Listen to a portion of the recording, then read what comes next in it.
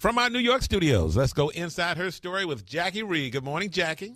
Good morning, Tom, Sybil, and Jay. Listen, you guys, for many women, divorce can not only leave you with a broken heart, but some serious credit problems due to your ex doing things like not paying his bills post-divorce. I met a woman who told me it took her more than 7 years to fix her credit after her divorce.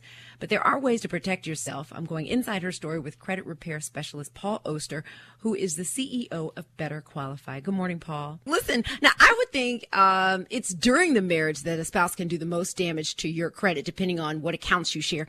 But don't you and your credit reports kind of go separate ways after the divorce? I mean, how can an ex still do damage after the divorce papers are signed? Unfortunately, if a couple gets to the point where they're actually getting a divorce, both spouses, and oftentimes the woman for sure, needs to realize that a divorce decree does not supersede the original creditor agreement. Probably the most important thing that folks are going to take away from today's show.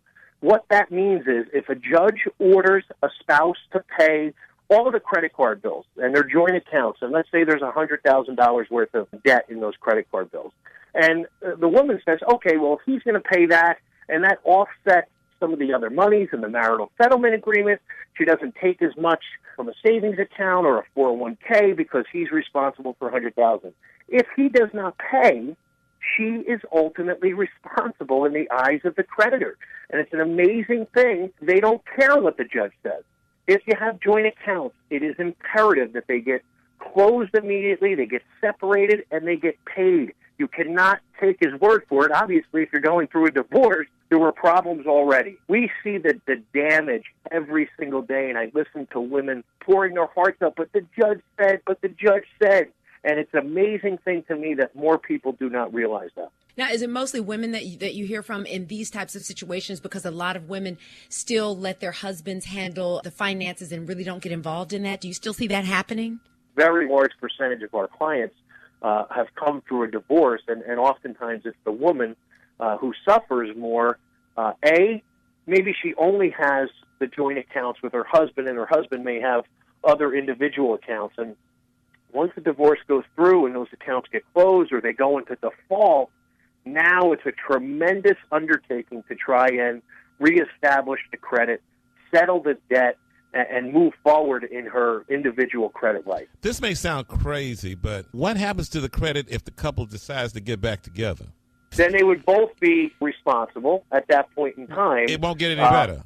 No. It doesn't. It doesn't have any effect. The marital status has no effect on credit, other than the fact that you may have joint accounts, together. So I speak all the time in front of groups, and I just tell them, congratulations, you're moving forward. You're going to get married, but you don't have to be married with credit. You can get the same credit cards, just get individual accounts, and you can pay those accounts out of a joint bank account.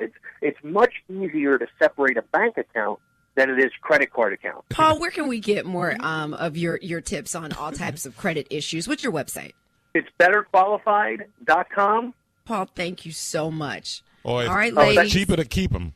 You said it, not me, Tom. .com. Paul, do you think prenups are smart? If you don't have a lot of money? Oh, yeah, I can answer that one. No, but do you have to be rich and famous to have a prenup? No, and prenups are smart, but again, they don't supersede original agreement, and it's almost a separate issue to deal with. A prenup will not protect you against credit card default.